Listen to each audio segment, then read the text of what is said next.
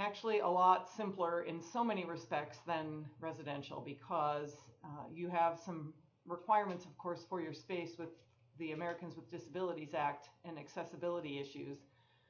But it's very different than housing, which is much more broad in what must be accommodated and allowed.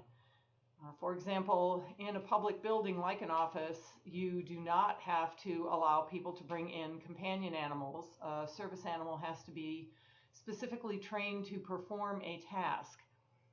Thus, if you have somebody who says, oh, this is my companion animal, that he's my service animal, I need to have him here because he's keeps me from getting stressed out, you don't have to accommodate that.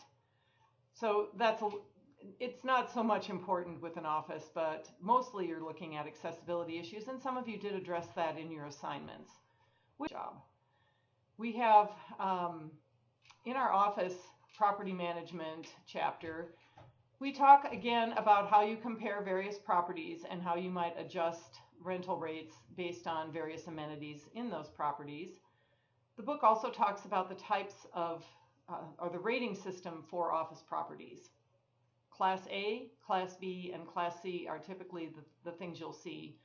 Class A would be your super high-rise Trump Tower, beautiful gold-plated everything, every amenity under the sun, a view, a beautiful location, just top of the line building. There aren't a whole lot of true Class A office spaces even in Boise.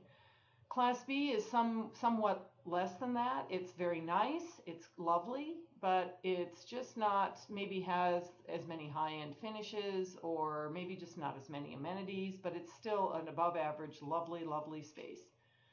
Class C is your more functional, older perhaps, maybe some obsolete features in it that haven't been addressed, or some deferred maintenance, perhaps older, needs some updating, needs some tender loving care.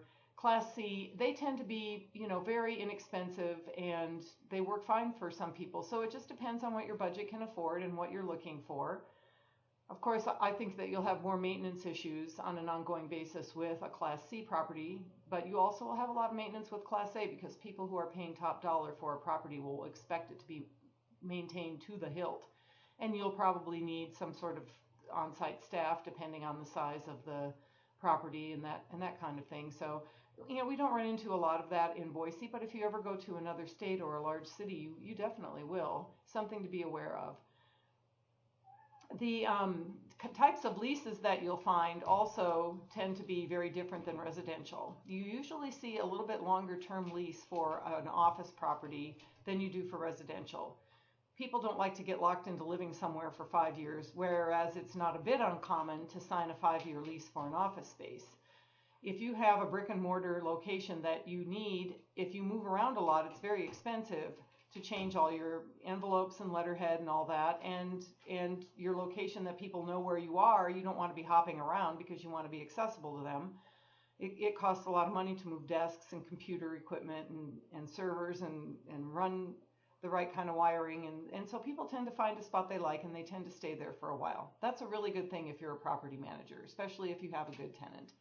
It makes your life a lot easier and you don't have people coming and going and cleaning issues. The types of leases, as you may recall from earlier in the semester, range from full service, which has to do with the landlord pays for absolutely everything. All the utilities for the property, the janitorial services, the whole 9 yards.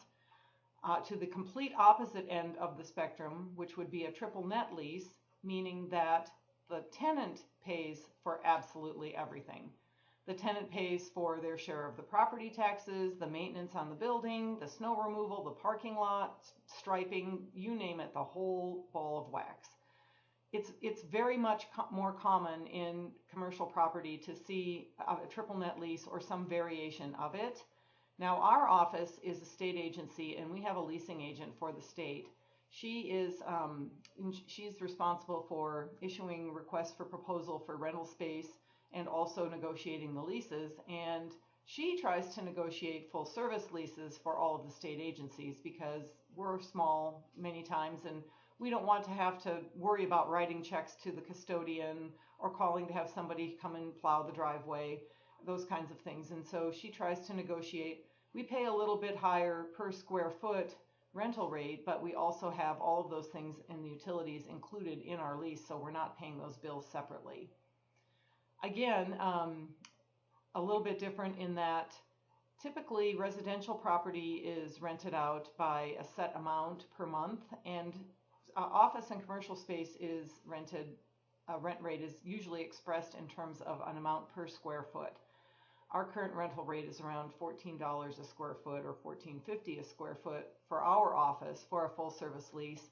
And you'll see all the way up to 20 some dollars a square foot, and down to $6 or $7 a square foot maybe for a Class C property. It just depends on where you are and what you're looking for. Again, I want to commend you for your beautiful work on your assignments, and I wish you all a very pleasant week.